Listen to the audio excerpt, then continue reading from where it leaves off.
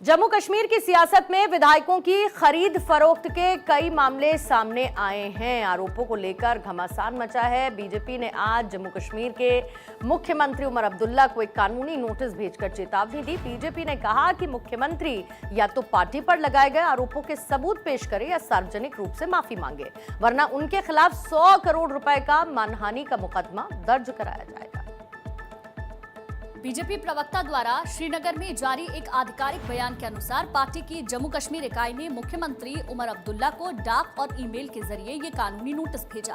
प्रवक्ता ने कहा, मुख्यमंत्री को आरोपों के समर्थन में ठोस सबूत देने या सार्वजनिक रूप से माफी मांगने के लिए 7 दिन का समय दिया गया है।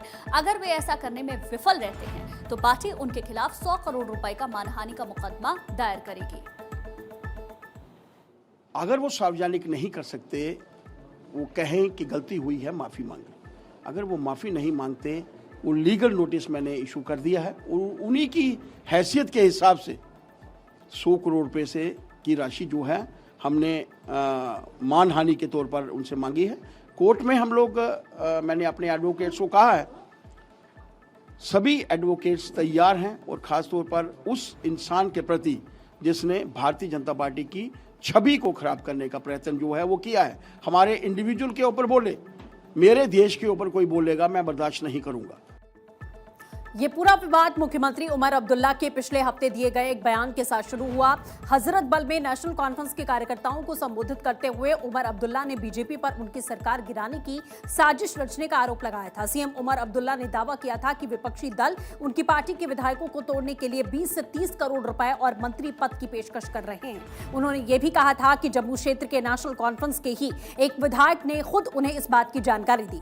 बीजेपी ने इन आरोपों को पूरी तरीके से निराधार और पार्टी की छवि धूमिल करने की कोशिश बताया था।